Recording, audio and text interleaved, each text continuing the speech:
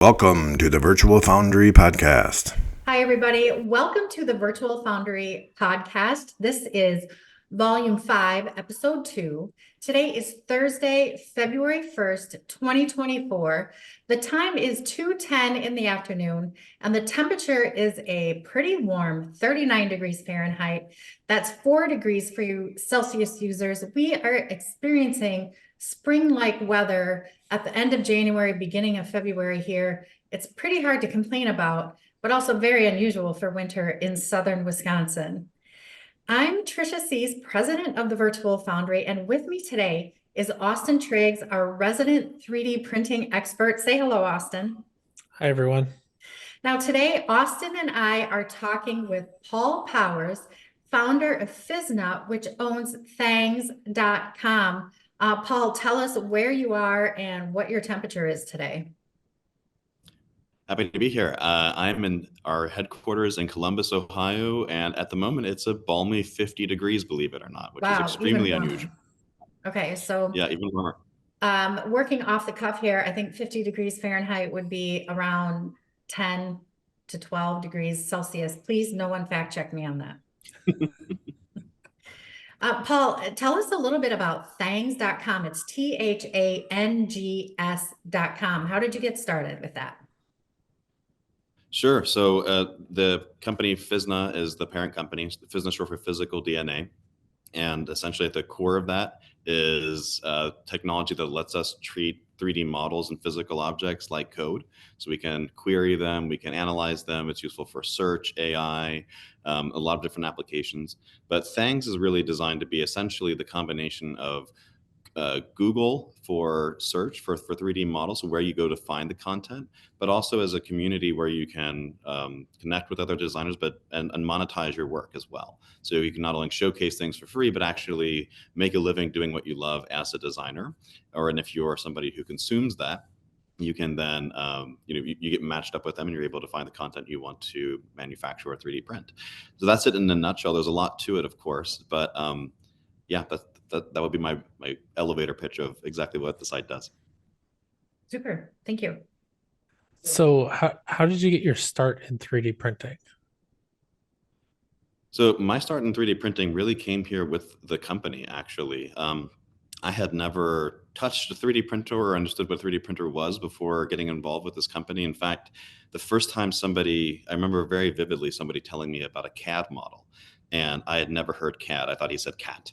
And I was, for the whole hour after that, was imagining a cat, a three-dimensional model of a cat. I had no idea, which the whole conversation made no sense to me, and I was having a very hard time following. So the way we got into it, my background is actually, I've been an entrepreneur for essentially my entire adult life, but my educational background's in law, and the focus was in IP protection, so intellectual property.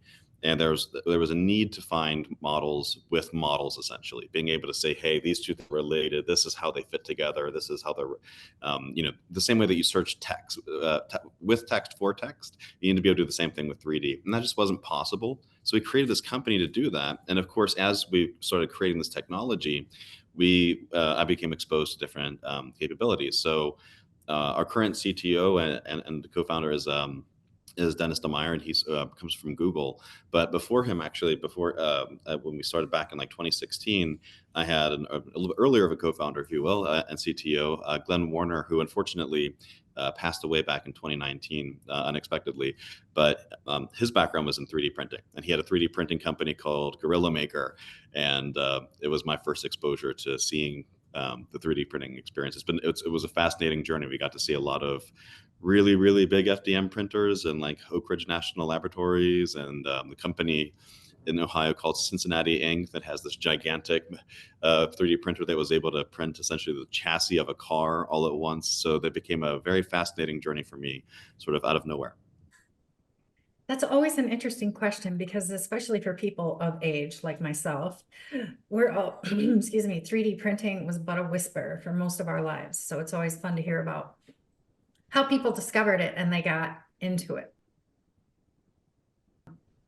So this is the Thangs homepage, and you'll notice at the very top we have a scroller of Thangs memberships. So as you scroll to the right, you'll see different memberships that are essentially featured at the top of the site. This is where you can subscribe to a creator that you like. We're actually bringing in a number of pretty amazing designers, influencers in various spaces, whether that's DIY or metalwork, or even like Dungeons and Dragons type of content, gaming content. It's a very diverse set of creators. And so what this is allowing you to access their content similar to how you would do so through Patreon, but with much more focus on 3D. So you get the 3D models here, you can access them directly. You have the licensing information's included. And you can also, in many cases, a lot of creators will actually sell the individual models themselves. So you can decide if you want to buy an individual model or subscribe. And we find that most people actually subscribe. It ends up being cheaper for them because they're able to get access to much more, many more models that way for less. And it's also great for the creators because it gives them a source of income that they can rely on a little bit more than when it's just random sales numbers. And the site's been growing like crazy, especially since we introduced this capability. And I mean, to put it in perspective, we're now at well over 12 million monthly active users, and less than a year ago it was well under 1 million. So it's about 17x growth in a really short period of time. And thank you.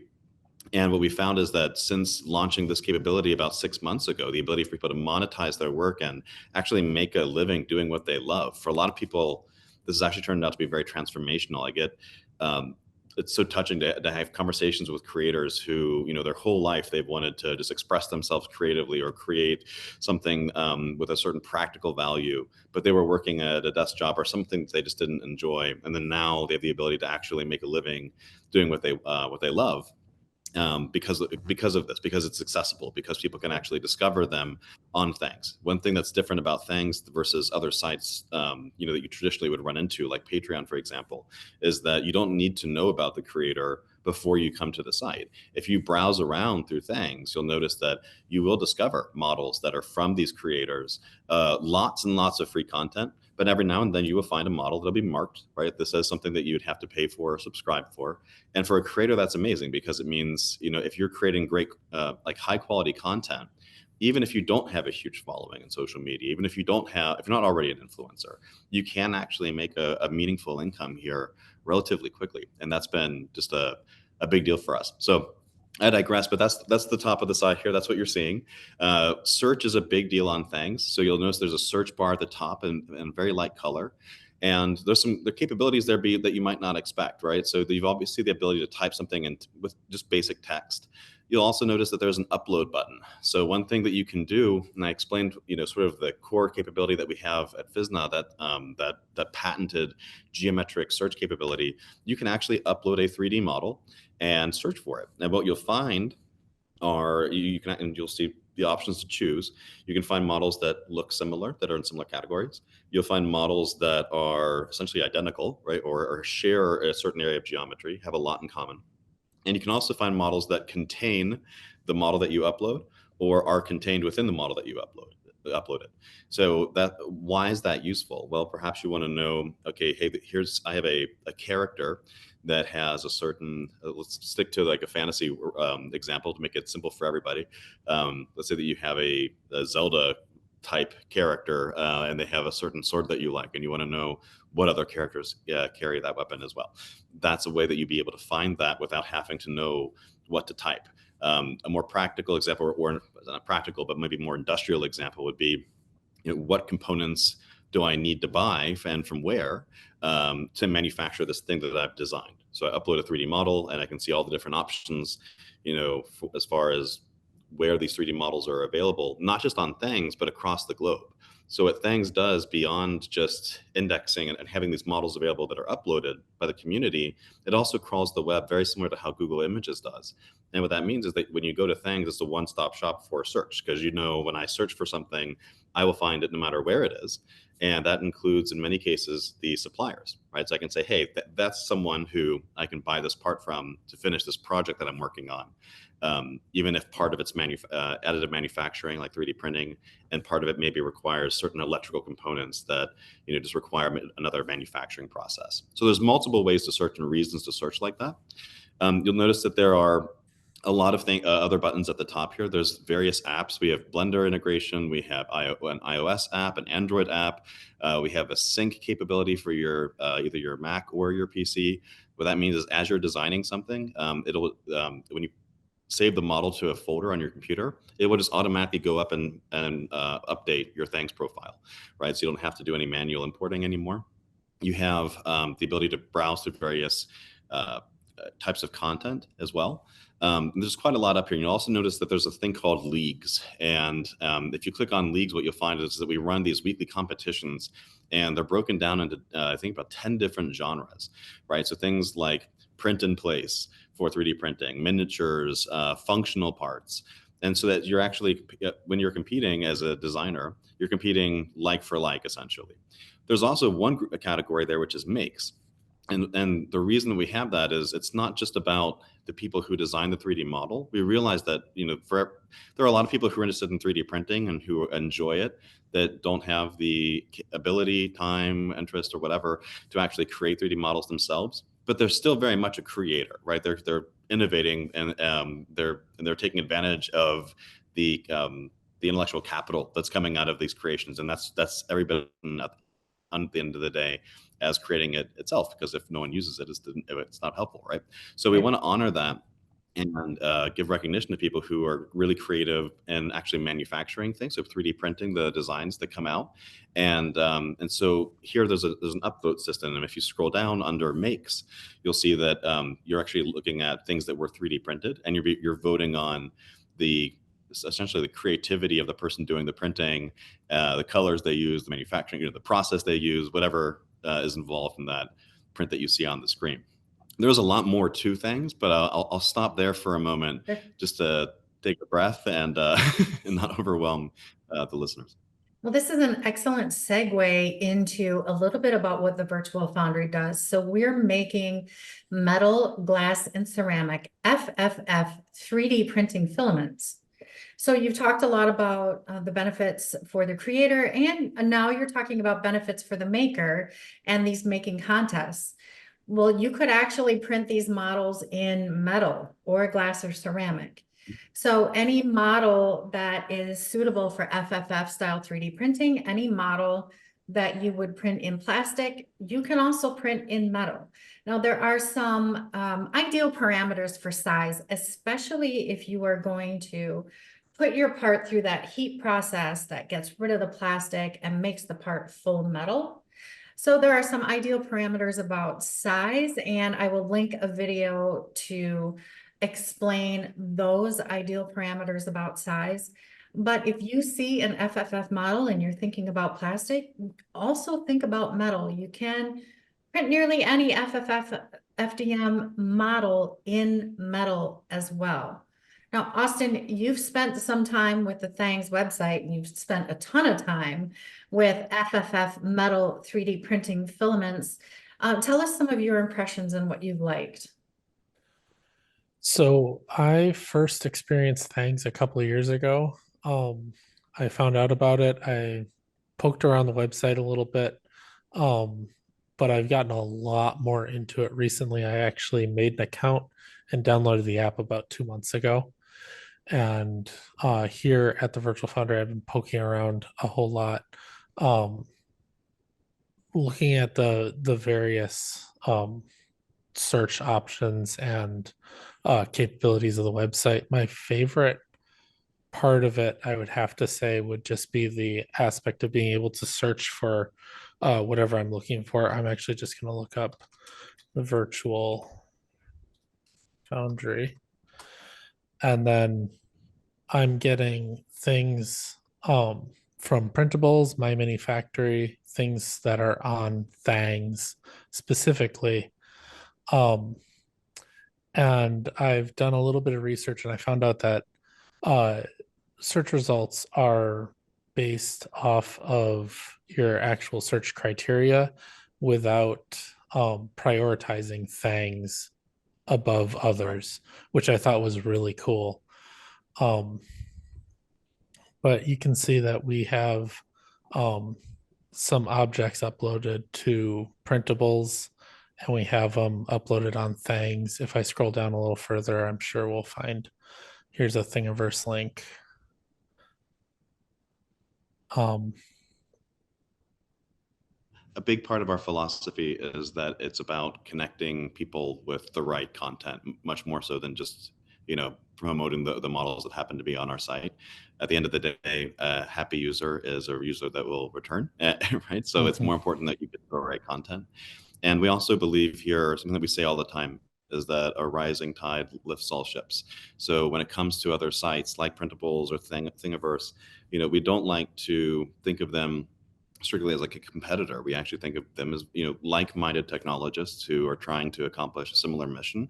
We might have a different take on the way to approach it, but if they have great content, our goal and mission, it's more than just about making money. It's actually it's a calling, if you will, is to make sure that we're promoting innovation, we're promoting the creativity. And part of that is making sure that you're getting to what you need, you're finding that content reliably, right? Just like it would be unfortunate if every time you performed a Google search, there were some, weird algorithms in the background that were resulting in you not actually finding what you were looking for. That would slow a lot of progress down.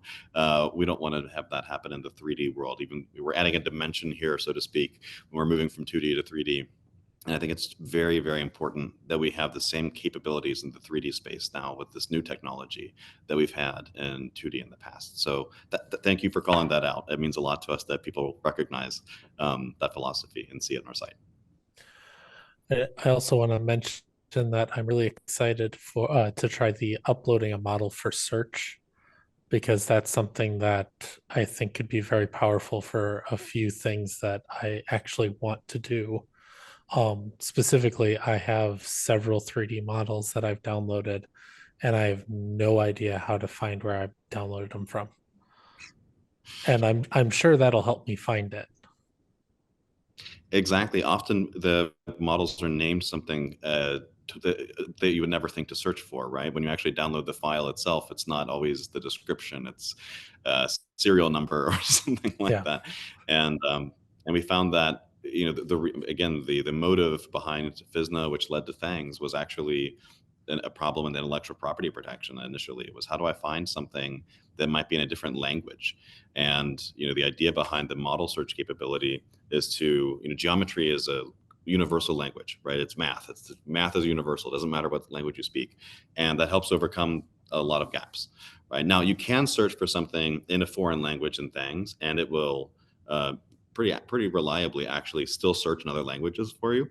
So if you were to search in Spanish, you'd probably still find English results. But there are other cases, right, where you have just synonyms being used differently, or somebody just not bothering to create a name at all. And that helps with that exact problem, because I've run into that a lot myself. I very often cannot find what I was printing before, and that helps me get there. So here at the Virtual Foundry, since we're dealing with metal so much, we often get a question about, I've got this part now, I want to 3D print it instead. And we give the message that if you're already making the part in a certain way for machining, for example, don't just 3D print it, change the part, make it suitable for 3D printing, design it for the 3D printing process. So Paul, what you're talking about with that shape feature can be really helpful for people who want to put together some kind of bracket. They know what the machined shape is. Well, let's get some material out of that that's unnecessary, make it suitable for a printing, debinding, sintering process, and do a shape search, because it's quite likely somebody else has already done that. Extremely likely. When you're dealing with over 21 million models, it's amazing how few things don't have results, right? Of course, it's not to say there's any lack of creativity out there. It's just that very often you'll find there's something out there that's a 90% the same. And it's a lot easier to start, and fill up that next 10% than starting from scratch. Now, Paul, how can people get a hold of you? We saw that the Thangs website is thangs.com. What other contact information should people know? So we're very active on social media. You can find Thangs on pretty much any platform you use. I'm happy to to talk to you directly as well. You can look up Paul Powers as my full name on pretty much any platform. My handle for most platforms is Paul Joey Powers, all written together. Long story. My dad's also Paul, so I went by my middle name, and people call me Joey. So Paul Joey Powers, written together. That's how people can find me on Twitter, Instagram, even TikTok, whatever people use. I think it's the same on TikTok. And yeah, we're more than happy to connect with anyone who's interested. And we're also very engaged online. So if you reach out to anybody in the Thangs community, whether it's myself or any one of our employees, I think you'll find that we're happy to answer those direct messages. And if you have any questions or difficulties, we have a Slack channel that automatically populates any feedback, questions, issues people have, and we're on it, within minutes. So we're very engaged, and we're always excited to engage with people who have questions or just want to use our site. Super. Thank you, Paul. I do have one more very important question for you before we wrap up today. Okay. Why can't you trust trees? Why can't you trust trees? I'm sure this is a pun of some sort, and I'm just not able to figure it out. I don't know. Why not? Well, most of them are pretty shady. Yeah. I get it. Paul, thank you very much for joining us today. It was a pleasure to have you on the podcast. And hey, out there listening, if you would like to be interviewed in this format, reach out to me at info@thevirtualfoundry.com. If you have a project you want to show off, if you've published a paper about your research, we'd love to talk to you.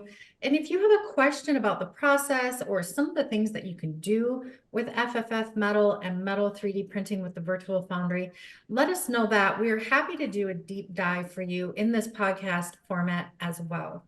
Look for us on all your favorite socials, and don't forget to like and subscribe. And until next time, happy printing, everybody.